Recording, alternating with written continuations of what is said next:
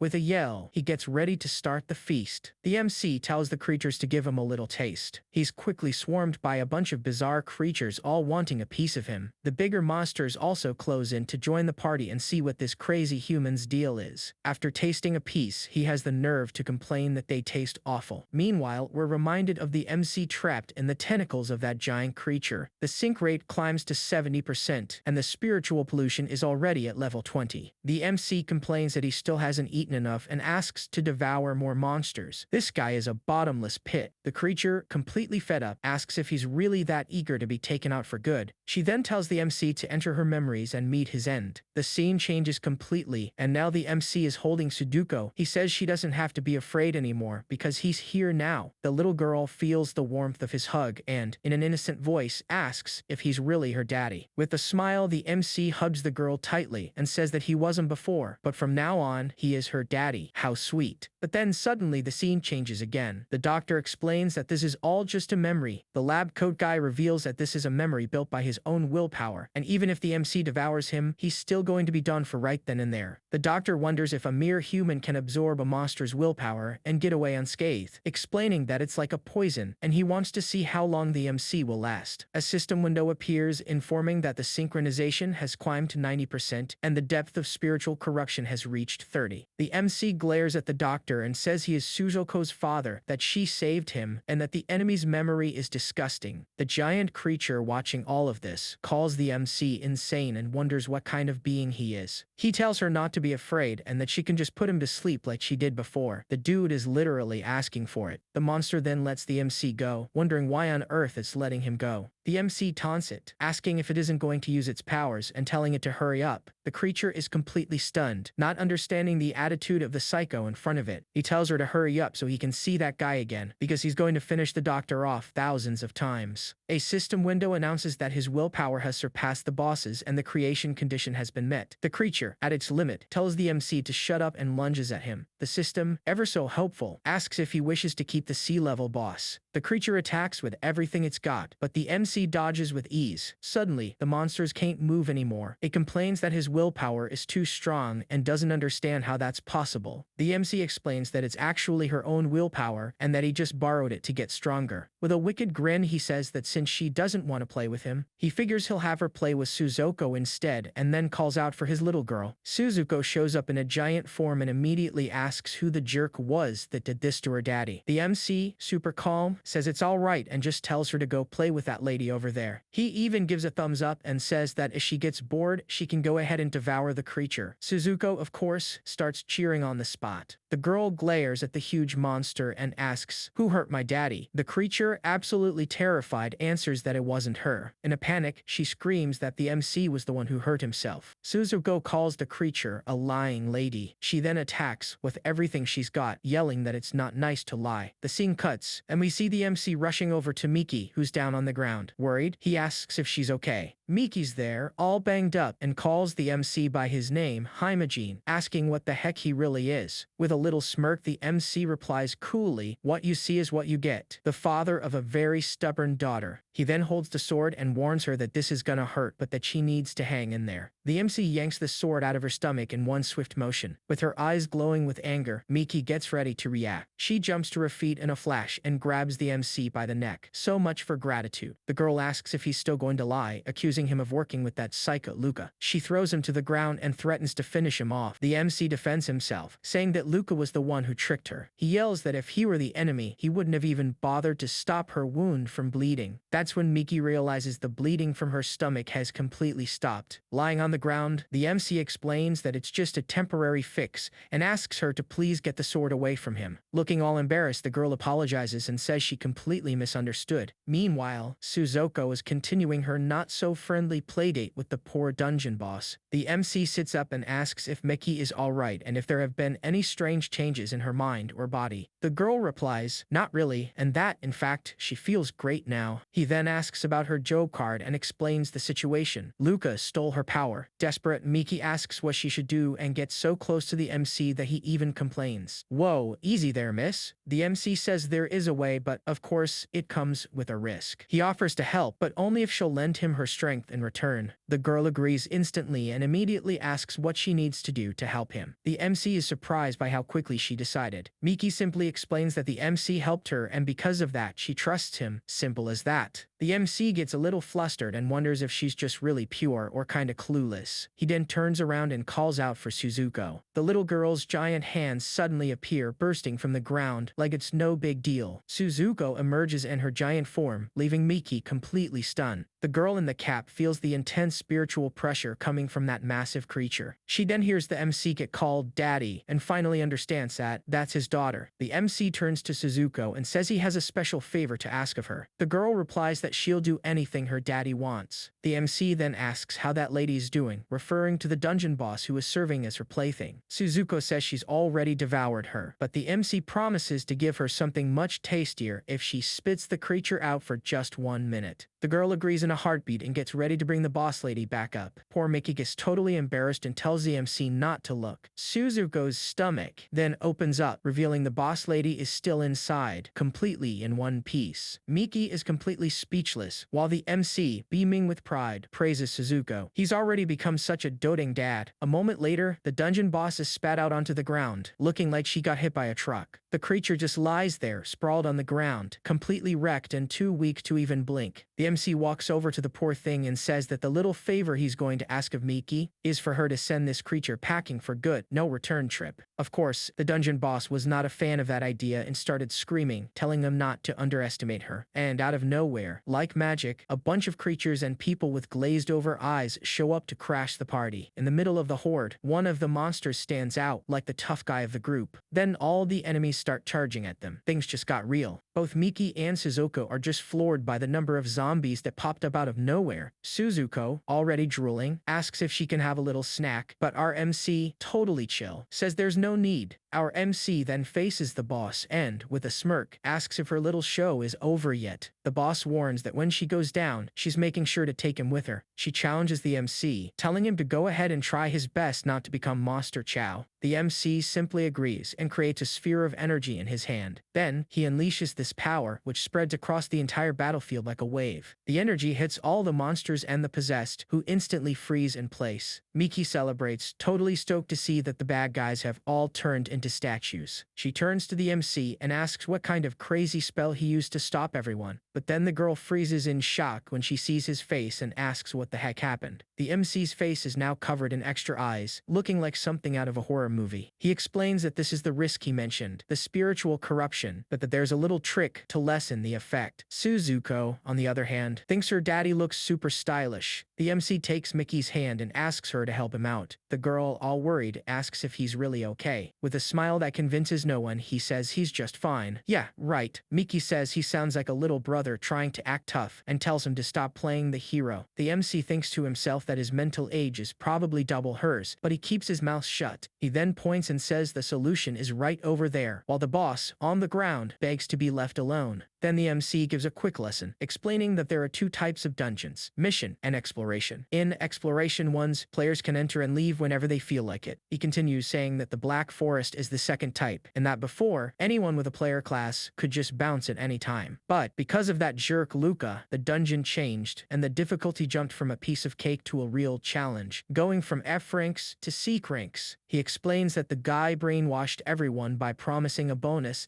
and on top of that he stole her class. Miki finally understands the whole mess. The MC, meanwhile, thinks that it's actually all Suzuko's fault. While they're talking, Suzuko grabs the boss, who struggles and tells the little girl to let her go. The MC reveals that Luca's goal in defeating the boss was to get a specific item that only C-Crank's bosses drop, and he says that's exactly what Miki needs right now to recover. The girl doesn't think twice and agrees on the spot. She grabs her sword and, full of confidence, tells him to leave the rest to her. She asks Suzuko to let the boss go so she can finish the job, and the little one obeys. The boss is thrown to the ground with zero chance to defend herself. Bummer. Miki then attacks with all her might, landing a direct hit on the creature and sending it to the great beyond. A system screen pops up, announcing that the Black Forest boss has been taken out and the dungeon is officially cleared. But then another screen appears, saying the dungeon was cleared by Hayashi Miki, but it shows an error since she's not registered as a player. The system then corrects the info, giving the credit to a Mike Leo. The MC says that without a class, the system just wouldn't recognize her. Miki celebrates the victory, super excited, and the MC thanks her, feeling a little awkward for stealing the credit. The MC then asks Miki to keep his identity a secret. She agrees, but wonders why he's being so mysterious. Just then, a system screen asks if he wants to hide his player information, and he accepts instantly without even blinking. Next, the system asks him to create a player nickname. The MC stands there tapping the screen, trying to think of a cool name to use. He ends up deciding to go with the name Keeper. The system informs him that the reward will be distributed as soon as the calculations are done, but the MC says that before they grab the prize, they need to grant Miki's wish. He approaches the boss's body, and the girl, curious, asks what he's doing. The MC rummages around a bit and finds a sprite-type monster core. Miki asks how to use it, and, just kidding around, asks if she's supposed to eat it or something. The MC confirmed, and the girl thinks he's totally messing with her. Out of nowhere, Miki starts feeling sick, coughing, and spitting up some weird liquid. The MC shouts her name, already starting to panic. Suzuko, with all her innocence, asks if Miki is done for and if she can devour the body. The MC screams a no so loud that even the monster stopped to listen. The MC asks if Miki is okay, but the poor girl says she can't feel her arms or legs and is already wondering if this is it for her. The MC says it's all good and that he's going to help her get through this. He tells her to hang in there as some super creepy energy starts gathering in his hand. The MC puts the core in Miki's mouth and tells her there's no way he's letting her bite the dust. The girl, not having much of a choice, swallows the item. A massive amount of energy surrounds them both. The MC realizes his crazy plan is actually working and that the elemental power around them is gathering. The story explains that among the various types of cores, the gold ones are valued at over 2 million, a pretty pricey snack, right? And by nullifying the boss's willpower, it's possible to absorb some straight-up pure elemental power. Just then, Miki starts floating in the air, surrounded by an insane amount of energy. He gets all worried, wondering if she's been taken over by the elemental power and turned into an energy puppet. Then, the girl unleashes a blast of energy that sends the MC flying. Luckily, Suzuko catches him and totally freaks out, saying that woman did something horrible to her daddy and that it's unforgivable. Nobody messes with her daddy. The little one then asks if she can devour Miki, but the MC, with the patience of a saint, reminds her she promised not to eat people. Suzuko says her daddy is too nice and asks what they should do then. The MC notices her aura is way different than before and wonders if it's because of the changes to her body. Very carefully, he asks Suzuko to protect him if things go south and she agrees in a heartbeat. The MC decides the whole Suzuko issue can wait a bit. The priority right now is figuring out how to wake Miki up. He even thinks about asking his daughter for help, but ditches the idea. After all, she's a dungeon boss now and is way too dangerous for this kind of delicate job. He raises his hand and tries to use his power, but it's no use. The girl is too far away, and his willpower can't reach her. The MC thinks that at this rate, Miki's body won't handle the pressure and is going to end up bursting. To make things worse, he starts feeling the side effects of the corruption and realizes that, in the end, he's going to have to rely on Suzuko. With no other choice, he shouts out and asks Suzuko to give him a hand with the situation. The girl asks what she should do to help. The MC points at Miki and says he wants Suzuko to throw him over there. The little girl agrees with a giant smile on her face, thinking it's the coolest idea ever. She then grabs the MC with enough force to crush a car. He yells for her to take it easy, but it's too late. The little one doesn't know the meaning of the word slow. Suzuko then heats the MC with all her might toward Miki, like he's a baseball. Flying to the air, the MC complains that it wasn't easy at all. He flies right into the energy bubble that was protecting Miki. The impact creates a cloud of smoke so big you can barely see a thing. In the middle of the smoke, the MC finally manages to reach Miki and calls out her name. He holds her in his arms and yells for her to wake up already. Seeing that yelling isn't working, the MC resorts to plan B and slaps the girl across the face to see if she'll snap out of it. And what do you know, it works! Miki finally wakes up and asks, all confused, what happened. The MC, relieved, says she's finally awake. The girl looks down, realizes her clothes are torn, and turns bright red with embarrassment. She yells at the MC not to look, but he plays innocent, saying he didn't see a thing, so he didn't. Miki then notices the MC's hand and asks if the spiritual corruption got worse and if he's okay. Just then, Suzuko pops up behind Miki, calling her a mean lady and saying she won't forgive her. The jealousy strikes again. The MC tells her to stop right there and explains that Miki is daddy's friend. He says this was the path he chose and that she doesn't need to worry. To make peace, the MC hands a card to Miki, probably with some important information on it. Miki is shocked when she sees it's her work ID card. The MC lets her know she can probably use the card again now. Afterwards, he says his goodbyes and drops a keep our little secret, okay? And just like that, he tells Suzuko it's time to bounce, leaving Miki with a total huh look on her face. But the girl asks him to wait, wanting to know his real name since Himajin is just a nickname. The MC stops walking and looks back. Miki then asks if the nickname and all the secrets are because of Suzuko. She mentions how he even accepted that spiritual corruption for her,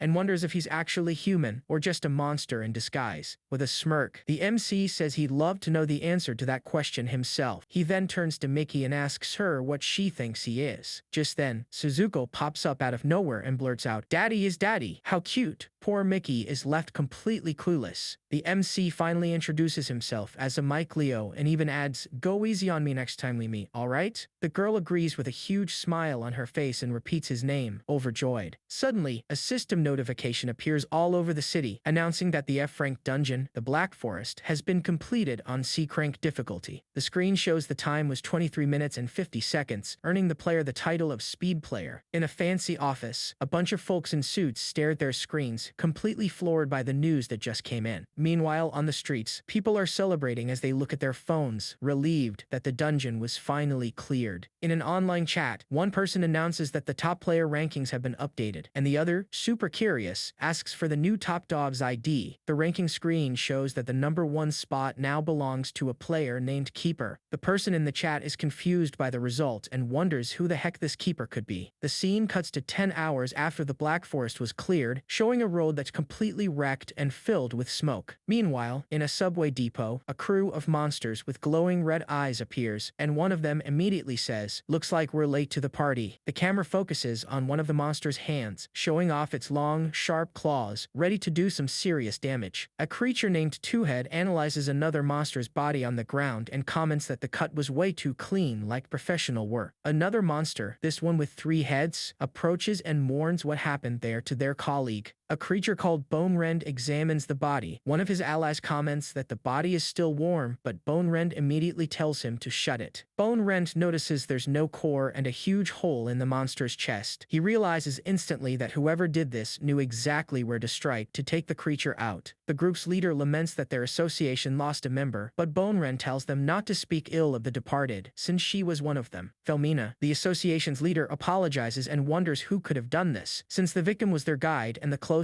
to the so-called monster god. She then turns to a one-eyed monster named Cheel and asks him to replay the images from before their companion was taken out. The one-eyed monster Cheel agrees right away, acting like a total suck-up, saying he'd do anything for his leader. Cheel's eye begins to glow, projecting a beam of energy to display the memories. A massive amount of energy builds up on the spot, beginning to reveal the memories of the creature that went down. In the projected memories, the MC appears surrounded by tentacles and is actually complaining, asking why they're letting him go and telling them to hurry up. The guys just stare, shouting that he really wanted to meet this so-called monster god. The creature who was watching it all unfold is terrified and calls the human a monster. Bone Rend simply can't believe that their colleague was defeated by a human kid. The monster gets ticked off and swears he'll get revenge, furious that the guy dared to insult their great master. In the vision, the giant girl approaches the MC and asks who did that to her daddy, leaving the other monsters completely baffled by the scene. Felmina is in total shock as she recognizes the first-generation monster, the Queen of Destruction, and her jaw completely hits the floor when she hears the creature call the human daddy. Bone Rend then comes to the conclusion that if the human is controlling the queen, it means he's a being superior to her. And that's when it clicks for Felmina. If the Master of the Black Forest and the Queen of Destruction are like gods to them, then this human can only be the great leader they've been waiting for. She starts shouting excitedly, saying that the survivors of the dungeon need a monster like him. Two-Head and Bone Rend are startled by their leader's over-the-top reaction. Felmina calms down and says she got carried away, stating that they need to get in touch with the guy, as he could be the reincarnation of the Great Master. She then turns to one of her subordinates named Doll, and notes that she's the one who looks the most human. The leader asks Doll to approach the guy and find out what his true intentions are. Just then, a girl in a very fancy dress appears out of thin air, saying it would be an honor to carry out the mission. The girl, named Doll, looks at her leader and confirms she got the message. The scene then shifts to the workers' cooperative in the city of Getchuren. A few guys are gossiping about the info on Keeper. One of them comments on the super fast clear time and wonders if he was a beta tester. Another guy argues back, questioning if a beta tester could handle clearing a mutant dungeon. He thinks the story doesn't add up and that they need more information. A woman with a tattoo on her arm also chimes in, finding it strange that Keeper cleared the dungeon within 24 hours and mentioning his ID is pretty bizarre. A woman with glasses walks up to Miki and calls her by name. The tattooed girl turns around and asks what she wants. The woman introduces herself as Jenna from the cooperative and says she has a little something to ask Miki. Jenna reveals that the topic is the Black Forest, mentioning that Miki also managed to get out of there safe and sound. The tattooed girl replies that she already reported everything she knew, but Jenna insists, saying the question is about the player Keeper. Upon hearing that name, Miki goes silent. A flashback of Miki's appears, showing Suzuko holding on to the MC as she thinks about all his information. Miki reflects that whoever clears a dungeon always becomes the center of attention. She remembers the MC predicted this and entrusted her with the secret to hide Suzuko's existence. The scene then changes to nighttime, showing a completely abandoned hotel being reclaimed by nature, later. On the hotel roof, the MC decides to rest there for a bit and take the opportunity to see if there have been any changes to his status. He opens his status screen. His class is Dragkeeper, F rank, and he's at level 5. As a reward for clearing the dungeon, the MC gets a C-Crank Mimic Crystal, a unique item. The guy is surprised by the prize and wonders if it's really a unique C-Crank's item. He tests out the crystal, which transforms into a super cool-looking sword. The guy thinks the item is awesome, but decides to save the bonus for later because he's got another fish to fry. He remembers the Impure Eye, the item he got from the fight that holds Suzuko's memories. The info screen shows the item's details. It's a rare C-Crank's Impure Eye that, according to the description, holds some seriously sinister memories. The MC then calls for Suzuko, who appears all excited, asking what he wants. With a smile on his face, the guy says he's got a little present for her. He calls the girl over as a strange energy forms in his hand. The MC places the eye on Suzuko's forehead and says that now she's complete. The girl just replies with a daddy. Suddenly, the girl's eyes start to glow with an intense red light. Suzuko starts screaming that she's feeling strange as she's engulfed by a gigantic wave of energy. The MC is thrown back by the pressure of her presence and is blown away by how powerful she's become. But then, something starts nagging him. He realizes the daddy from her memories isn't him. Uh-oh, this just got real complicated. He gets tense, wondering what will happen if she just stops recognizing him as her father. Just in case, the MC braces himself for potential chaos, getting into a ready stance. But Suzuko grabs him with all the affection in the world and says she loves daddy very much. The MC realizes he was worried for nothing, and that his position as dad is more than secure. The MC gets all flustered by the show of affection and asks her to put him down. He then decides to take a peek at how Suzuko's status changed after this whole upgrade. The screen shows that the monster has evolved. Suzuko is now a corrupted zombie, an A-rank monster. Yep, things just got serious. Out of nowhere, the MC feels a sharp pain, and his hand starts glowing in a very weird way. An energy completely surrounds the guy, and he immediately thinks the side effects must be kicking in again. The MC concludes it's his fault for overusing his willpower. He could have sworn he had it all under control. He then collapses on the ground, completely drained. Suzuko gets scared and screams for her daddy. The girl rushes over to him and holds him, desperately asking what's happening to him. Suzuko just stays there, worried, not knowing what to do, and can only call out his name. While leaning against the wall, the MC ends up passing out for good from the side effects. The girl realizes he's sleeping and wonders if he was really that tired. She notices his arm is all injured from the spiritual corruption. Suzuko places him on the bed and covers him up, apologizing for not being able to protect him. With a worried look, the girl wishes for him to get well soon. Suddenly, one of Suzuko's memories comes flooding back. In it, she asks her original father what he's doing, and the man replies that he was thinking about creating a utopia. The little girl asks what a utopia is, while her father gently pats her head. The girl's father seems happy with her question. He explains that it's a place where everyone can live happily, a place full of hope. Back in the present, Suzuko watches the MC sleep and seems to be processing the memory she just had. With all the care in the world, she holds his hand while the MC rests in bed. It's in this moment that she finally remembers something very important. With a peaceful smile, she understands that daddy is her daddy, and she is Suzuko. Simple as that, no complications. Accepting her new life. The scene cuts to a screen that lights up, indicating that a new day, or perhaps a new problem, is about to begin. The next day, the MC finally opens his eyes. From the look on his face, it seems he slept like a rock. He sits up in bed and realizes he survived. The MC remembers that the pain from the spiritual corruption was so insane that he just blacked out. Suddenly, a bunch of Suzukos pop up in front of him, all excitedly asking if daddy is okay now. The scene totally fries our MC's brain. He has no clue what this chaotic mess in front of him is all about. This bizarre sight freaks our MC out, leaving him with zero idea of what's going on. The hallucination finally fades and the real Suzuko appears upside down, calling out to him. Then, the MC looks at his own arm and grumbles that his hand just keeps getting worse. That's when it finally clicked. He was starting to hallucinate because of the corruption. The guy sits up and focuses, knowing he needs to get the situation under control as soon as possible. With his eyes glowing with a creepy vibe, the MC focuses all his willpower, concentrating like never before. Little by little, the corruption on his arm starts to recede. Looks like he managed to control the damage, at least for now. He remembers using this same method to train his detection skill and is surprised that it also worked for taming his willpower. While the MC is there, completely focused, Suzuko hugs him from behind, calling him daddy. Right after that, the girl chimes in. Suzuko's hungry. What else is new, right? The MC, already guessing the answer, asks if there's anything left from that group of monsters from before. His question leaves the girl a little confused, as if it wasn't totally obvious what happened happened to the food. He then wonders why she went back to looking like a kid, whether it's because her powers increased or if she remembered what she was like with her old dad. He figures it was probably the second option, and Suzuko just agrees with a cute little sound. The girl lifts her shirt and shows that she still has a few crystals stashed there. The MC is shocked that so few are left. He asks if she ate most of them, and Suzuko proudly confirms it. The story explains an interesting detail. When Suzuko devours the remains of the monsters, they turn into crystals. And to top it all off, these crystals can be sold for some serious cash in the market. The MC says he'll get her something delicious to eat, but for now, he's going to take the crystals. Suzuko agrees, totally thrilled with her daddy's plan. The scene changes and now shows the city of Getshiren, focusing on a really big building. The MC comments, surprised, that the workers' co-op has already been formed this early. Since he's not in the mood to go to the co-op at all, he decides he has no other choice but to sell the crystals on the black market. It's only been 1 week since the dungeons appeared, but the underground market is already booming. That's when our MC recognizes a face in the crowd, Takura Kuro, an engineer who, in about 10 years, will become the top dog of the city and monopolize the low-level dungeons. With a smile, the MC walks up to Takura and says he wants to sell some dungeon resources. The bearded man looks at him with a very suspicious expression. Takura tells the MC to get lost, saying he definitely stole the stuff and that he doesn't want that kind of trouble. The MC very calmly says that if Takura takes a look, he'll see the items aren't stolen. He then opens his hand and shows off the shiny crystals he got. The bearded guy's jaw drops, wondering what kind of crazy crystal that was. The MC explains that they're monster crystals, but Takura replies that he can't deal in unknown products. But curiosity got the better of him. The bearded guy asks to examine the item and opens up a holographic screen. The screen displays the data. It's a black forest crystal with 20% purity and a suggested value of 10,000. Takura freaks out when he reads black forest and wonders how on earth this kid got an item with such high purity. The MC replies with a sly grin that it's a trade secret and asks if he wants to make a deal or if he should find another buyer. The bearded man's attitude does a complete 180. He says he'll take them all and even formally introduces himself. Takura explains that the official rate is 10,000, but he immediately offers 100,000 for the whole lot. And of course, our MC, who's no fool, accepts on the spot. With cash in his pocket, he thinks that now he can solve Suzuko's hunger and calls for her so they can go get some real food. The MC reflects that before, he was always in the fight just to scrape together a few bucks. As they're walking, Suzuko warns her daddy that some people are following them. The MC realizes right away that Takura set him up, giving his location to some guys. Back in his office, the bearded man is talking to a hologram, telling it that he bought products from the Black Forest and that the mysterious kid was unlike anything he'd ever seen. Takura thinks that this kid might have information about the so-called speed player. The person on the hologram praises the bearded guy's work and tells him to keep an eye on the MC. Suzuko hides behind the MC and asks if those guys are here to get her. The MC calms the little girl down, telling her that she's not the target her daddy is. Suzuko, ever the practical one, asks if she can gobble them up. He shuts that down immediately, repeating that she can't just go around gobbling people up. Too bad, it would have been a lot faster. A group of goons surrounds the MC and their leader tells the others to go get him. The MC is surprised by how fast they set up the ambush for him. Without a second thought, the MC yells to Suzuko that it's time to get out of there and takes off running. Suzuko, thinking this whole chase is a blast, asks her daddy to wait for her. The guys keep chasing after them, shouting for him to come back and complaining about how fast he is. Seeing that this chase could go on forever, the MC tells Suzuko to head for the rooftops. The girl loves the idea and agrees excitedly. An energy surrounds the MC as he prepares to make the leap of his life. With a little help from Suzuko, he makes an impressive jump, soaring toward the top of a building. The goons down below are left with their jaws on the floor. One of them shouts that the kid flew, and another wonders if he's a worker. The MC lands safe and sound on the roof in style. Suzuko complains that she wanted to devour them. The MC then starts to wonder if those guys were just common thieves and not Takura's goons. It finally clicks. Those guys saw the money exchange and just wanted the crystals. He then yells from up high, daring them to come and get them. The men on the street look up, shocked to see the MC on the roof. The guys get angry, calling him a cheeky brat and yelling at him not to mess with them. The MC tells Suzuko they're out of there, as an energy surrounds them again. Suddenly, the MC is startled when he sees one of the guys get sent flying with a single hit. Out of nowhere, a new group surrounds him, and these guys look a lot stronger than the last ones. Things just got serious. He wonders who these people people are, thinking all this fuss over some monster crystals is a total overreaction. One of them approaches and greets the kid in a surprisingly friendly manner. The man in sunglasses introduces himself as a member of the Black Owl Company and, with fake politeness, says he's going to have to ask the MC to comply. The MC has already had enough, thinking all he wanted was to eat in peace and that he was going to get this over with quickly. But he wonders what the so-called Black Owl Company wants with a guy like him. The scene shifts to Getchuren Plaza, where Doll is in the middle of the crowd, wondering where the person she's looking for could be. Then, she starts to use her power on the crowd around her. Doll asks if everyone there is her friend, as a very strange energy envelops her body. Everyone around her is affected by her power, and their eyes start to glow in a way that's not good at all. The girl in the dress then asks her new audience of zombies if anyone has seen her friend. With a sinister smile, she summons a little creature and also asks about her great friend. A giant projection of Suzuko appears behind Doll, making it clear who she's looking for. The girl says that they are her best friends. The people under her control stand motionless with vacant stares, just waiting for the next command. Doll turns to the crowd and asks if they don't know where her friends are. Then, she orders everyone to go find them. On the other side of the city, Miki gets a call. It's a summons for the workers. She confirms that she's on her way. Back at the plaza, the girl in the dress senses something approaching from a distance. Miki rushes down the street while talking on her phone, saying she'll be there soon. But she notices that the crowd in the plaza is oddly still. That's when the tattooed girl comes face to face with the crowd controlled by Doll. Miki stops suddenly, feeling like someone is staring intently at her. She gets the feeling that she's being watched from within that crowd of statues. That's when Miki spots Doll, and, let's be real, is stunned by how beautiful the girl is. She notices the girl in the dress is walking toward her and, being polite, decides to greet her. Doll gives Miki a mysterious look, and her eyes glow with a sinister energy. In the blink of an eye, Miki vanishes into the crowd. Doll even wonders why she disappeared so quickly. The tattooed girl ignores the weirdness and decides she needs to hurry to the cooperative's headquarters as fast as possible. Doll finally finds what she was looking for. She senses Miki's willpower and, within it, the unmistakable scent of the Black Forest's master. The girl in the dress decides to take a step forward, striking a pose like she's about to handle business. At this point, Miki is already completely wiped, wondering if she was being too hasty. But Doll, with that fake sweetness of hers, says she'll go easy on her, all for the great master's sake. While all that drama is going down, the MC is just chilling, having a chat with the big guys from the Black Owl, spinning a yarn about how he's just a humble merchant with no luxury goods and stuff. With a little smirk, he even offers to tell them where he gets his merchandise. But one of the brutes didn't appreciate the wisecrack and charges at him, yelling at him to stop playing dumb and threatening to knock some sense into him. The man tries to land a punch on him, but the MC dodges it by a hair. Even with one of the guys holding him from behind, the MC still tells them to calm down. Of course, he sees this as a chance to try and talk his way out of it. The kid jumps back, dodging another attack, and insists they should talk things over like civilized people. Suzuko, with a front row seat, thinks the whole mess is hilarious, while the MC keeps saying he'll spill the secret of his products. The Black Owl goons have no idea what to do. Their leader then loses his patience and gives the order they're free to mess the MC up. Suddenly, all the guys around the MC are thrown backward. He just stands there looking clueless, not understanding a thing. Even so, one of the guys still tries to land a punch on him. The leader in the sunglasses gets closer and pops the question, "By any chance, do you know the so-called speed player from the Black Forest?" The MC is confused, but then it clicks and he remembers that fancy nickname is actually his. The story explains that this speed player title gives a 30% speed bonus and a passive skill that increases damage by 10%. He starts wondering if this Black Forest bonus is really that rare, but suddenly, an insane pain shoots through his hand. The pain is so intense that the MC lets out a scream as a really weird energy starts to surround him. He starts floating in the air, and a super excited Suzuko yells out that her daddy is flying. Down below, the leader reveals they're looking for the speed player with the ID keeper. With a sinister smile that isn't fooling anyone, the man in glasses asks if the MC might know where this person is. The Black Owl leader tells the MC to spit it out, while the kid keeps floating, trapped by that strange energy. With a grin on his face, the man in glasses extends his hand and offers a deal. If the MC tells them what he knows, he'll let him live. The MC, being pretty sharp, asks why they're so desperate to find this person. The story explains that their goal is to uncover the secret to clearing dungeons faster. He thinks the attack is pretty weak and that being wrapped in spiritual power is no big deal. All of a sudden, the MC's expression does a complete 180. It looks like something totally caught him by surprise. A giant spiritual figure of Suzuko appears behind the leader. The man in glasses, terrified, asks what she's doing to her daddy and tells her to stop. The giant creature takes on a menacing form as the leader calls it a bad man and demands it tell him what it knows. Feeling an insane amount of pressure, the MC yells for them to cut out the nonsense immediately. With that, the kid is launched upward in a burst of energy, finally breaking free. The Black Owl leader is left looking completely dumbfounded. While all Suzuko wants to know is what happened to her daddy, one of the gang members points at the MC and asks what the heck he did, not believing the kid escaped that technique. Another member turns to the boss and asks what happened to his face. Suzuko calls out for her daddy, all worried, but the MC gets up and assures her that he's totally fine. The kid apologizes to Suzuko, explaining that the guy's attack almost revealed her presence. The Black Owl leader gets ticked off and announces that playtime is over. He takes off his jacket, ready to get serious. He then uses a skill to give his men a magic upgrade, telling everyone to get ready for a beatdown. The man in glasses gives his group the final order, telling the guys to charge in and finish the MC. All the Black Owl members rush toward the kid, more than ready to obey their boss. The MC watches the crew coming at him and notices they're using a wind element speed buff, thinking it's a really annoying skill to go up against. Suzuko's spiritual form appears, complaining that she's starving. A notification on the screen shows her hunger level has hit 20%, and the MC asks her to hang on just a little longer. He realizes he needs to get Suzuko some food ASAP, right as one of the buff henchmen charges straight at him. The kid dodges the attack, even getting surprised by the enemy's speed. The henchman's punch misses by a hair, and the MC manages to get away from the blow without a single scratch. Now, completely surrounded, the MC decides he's had enough of the games and gets ready to take real action. He then creates a sphere of energy in his hand, thinking that this is going to make things a whole lot easier for him. The kid unleashes a super powerful area of effect spiritual attack, sending all the Black Owl henchmen flying at once. The group's leader is shocked by the attack's power, complaining that his body just won't listen to him anymore. The MC starts feeling the side effects again, realizing Suzuko is entering hungry mode and that he needs to feed her like yesterday. So, the kid turns to the leader on the ground and, cool as a cucumber, demands he hand over a monster item. The man in the sunglasses gets furious, yelling at the MC not to think he's won the fight just because of that. He then activates a giant magic circle on the ground, preparing to use his trump card. A massive wave of energy rushes toward the MC, who, with a whole lot of sass, actually finds the attack pretty impressive. With new eyes sprouting on his face, the MC asks Suzuko for help, telling her that this enemy has a feast waiting. Suzuko, hearing the word food, agrees instantly and charges in to attack. The leader is terrified to see his ultimate attack being blocked by the creature, and he even asks if the kid has learned his lesson. Suzuko cuts through the man's skill with ridiculous ease, and the MC thanks her for the little assist. With the Black Owl leader defeated on the ground, the MC asks again about the monster items, and Suzuko agrees, excitedly. The kid then makes a very direct threat. If they don't have anything, it's game over for everyone there, including himself. Desperate and all busted up, the leader insists they do have items and begs the MC to take whatever he wants, as long as he doesn't send him to a better place. The MC holds the item he got and notes that it's the arm of a rot devourer, a pretty expensive piece. He even asks, all excited, if he can really keep it. A notification screen pops up stating that the hunger level is recovering and is now risen to 40%. While Suzuko devours the monster arm, the Black Owl leader tells the MC to make himself at home because it all belongs to him now. The man in glasses notices the item is literally disappearing and starts to panic. He figures if the kid can erase an item, he can erase them too, and immediately tries to make peace. The MC then changes the subject and asks about the speed player info, wanting to know if the 6 million reward is for real. The leader confirms the cooperative guaranteed the amount and asks if the kid has any information. The story explains that the MC is tempted to turn himself in to pocket all that cash, but he thinks it over and decides he doesn't want the company getting suspicious of him, so he says he hates that psycho. The Black Owl leader is confused, not getting why the MC hates him. The MC reveals it was because of him that he ended up like this and warns that the speed player is seriously bad news. The kid shows the extra eyes on his face and asks if the leader wants to end up like that too. The man in the sunglasses replies that he absolutely does not thank you very much. Suddenly, a device in the leader's pocket starts beeping, getting his attention. He pulls out the device and sees it's a summons for all members of the group. The MC takes a peek at the leader's device, looking pretty curious about the message on the screen. It's an emergency call for all workers. Apparently, something big has happened in Getchurin City. The MC finds the situation interesting and decides to go check it out, leaving the Black Owl leader completely stunned by his decision. The kid then asks if there's a problem with his decision, as Suzuko floats right behind him with the monster arm in her mouth. The man in glasses denies it immediately, saying that it would actually be an honor to have his company. Fear is a great motivator. With a smile, the MC asks if they can head to the location of the call now. In the city sky, a massive dimensional rift begins to open, catching everyone's eye. Meanwhile, the mayor of Getsuren, a guy named Fujinami Satoru, watches the rift and comments that it's the sign of a dungeon. His assistant immediately asks if they should evacuate the city. Fujinami replies that it's not that serious yet, because unlike other times, the situation is different now. This time, they have quite a gathering of strong players in the city to handle any threat that pops up. The MC arrives on the scene and analyzes the rift, thinking it could be an incomplete dungeon, or maybe even a large-scale one. Suddenly, Suzuko calls for her daddy and points at something. The MC turns to see what she found. The spiritual creature says with a smile that she can smell her family nearby. The MC is completely shocked and wonders what this Suzuko's family business is all about. He asks is she sure, and Suzuko confirms that it is indeed the smell of her family. With this new info, the MC changes his plans on the spot. He finds it all very interesting and decides he's going to investigate this gathering, and while he's at it, look for Suzuko's so-called family. The Black Owl leader approaches and says the situation is way different from the intel they had. According to their data, that dungeon was supposed to have total annihilation power, but that doesn't seem to be the case. The MC then asks if it's okay for him to be leaking that kind of classified information to him. The leader explains he's sharing it as an apology for his earlier screw-up, thinking the information might be useful. The MC starts having a flashback to his past life right after the Black Forest appeared. The B-rank dungeon, Wonderland, showed up in another district, and also the B-rank dungeon, Strange Paradise, in Getsuren. The appearance of these two dungeons at the same time caused a massive incident, but this time, the dungeon isn't even complete. On top of that, the kid wonders how the company knew about the start of the catastrophe. The Black Owl leader compliments him on being well-informed and introduces himself as Akutsu, while the MC thinks that this company is full of mysteries. Akutsu then mentions that there are also workers there that the company invested heavily in, like that super famous red-haired girl. The story explains that her name is Rua, a B-rank, level 5 dragon tamer. She's part of the elite Geno command team. The girl then notices people are staring at her and, being super friendly, she waves with a pleasant smile. Just then, a couple of Black Owl guys comment they invested some serious cash in her, and our MC of course gets a kick out of the whole situation, like he's watching an adventurous stock market. Akutsu recognizes the young woman instantly, identifying her as Rua, the famous black dragon tamer. Now that's a heavy-hitting title, huh? The MC immediately gets that she's a future S-rank worker and the biggest star in the Sakido district. He even wonders if everyone gathered there is at some kind of convention for future celebrities. With a salesman-like grin, Akutsu makes a proposal to our MC, saying that if he wants to invest in someone, he just needs to say the word and he'd be more than welcome in the investors club. The MC replies that he'll think about the offer, but in reality he knows that if it weren't for Suzuko he might have taken it in a heartbeat. Suddenly, the MC feels a hand on his shoulder. He turns around to see who the wise guy is this time. And who shows up but a guy with blonde hair, who walks over and asks if our MC is also a worker in the area. The story explains that this guy is a Nai-gen, a B-rank perceptor and level 7. He starts bragging that his team is full of hotties and asks if the MC wants to come check them out. The MC is completely lost, not understanding a thing about Anai's crazy offer. Akutsu, seeing the scene, asks what Anai is doing, and he replies without batting an eye that he's making a business proposal to the kid. Already annoyed with the situation, the MC tells Anai to get his hand off him, because nobody needs to deal with lines like that in the middle of a job. The story then introduces the guy, Fallen Emissary, a Nai general. Because of his mysterious ability, he earned that nickname. To make things worse, Anai gets closer and asks if the MC wouldn't like to be stepped on by Rua, saying it would be a huge privilege. Totally fed up, the MC tells Anai to shut up and calls him a freak again. Rua calls Anai captain, and while the blonde guy complains that the MC is an idiot, she says that he's the idiot. Anai then turns to Rua, all irritated, and asks what she meant by that, yelling at her and asking who she thinks he is. The redhead just sighs with a look that says she's already sick and tired of her captain's antics. With a threatening look, Rua warns that if Anai says one more smart thing, she'll mess him up herself. The blonde guy, instead of getting scared, gets all excited by the threat and even asks for more. The MC just confirms his theory, that guy is completely nuts. Rua can't take it anymore and yells at him to shut up, calling him an idiot. The girl apologizes to everyone and says her captain has a few screws loose. Rua then leans down and asks what Anai wanted with that kid, wondering if he was thinking of recruiting the boy for their team. With a serious look, the blonde guy confirms that he was. He says he feels an extraordinary potential coming from that kid, and it's no wonder. The story shows the MC with Suzuko releasing a sinister energy around them. That's exactly the power that the crazy dude Anai managed to sense. Rua, of course, doesn't really believe it and says her captain has got to be messing with her. Suddenly, a new group approaches and tells the MC to keep his distance from that man. The MC asks why, since he's a company investment. Akutsu tries to explain the situation, but seems a bit awkward about it. Suzuko gets restless out of nowhere and starts calling for her daddy. The MC turns around, surprised by her reaction. With a sinister smile on her face, the spiritual creature announces that she finally found what she was looking for. Uh-oh, this is bad. The MC gets spooked and starts to wonder if Suzuko smelled her family on that freak Anai-gen, but he quickly dismisses the idea. Then, he wonders whose scent she picked up so strongly. Suddenly, the MC remembers seeing the back of a familiar person in the middle of the crowd. And there she is. He spots Hayashi Miki in the middle of a group of people, looking like she's waiting for someone. The MC realizes that Miki is in Getchurin City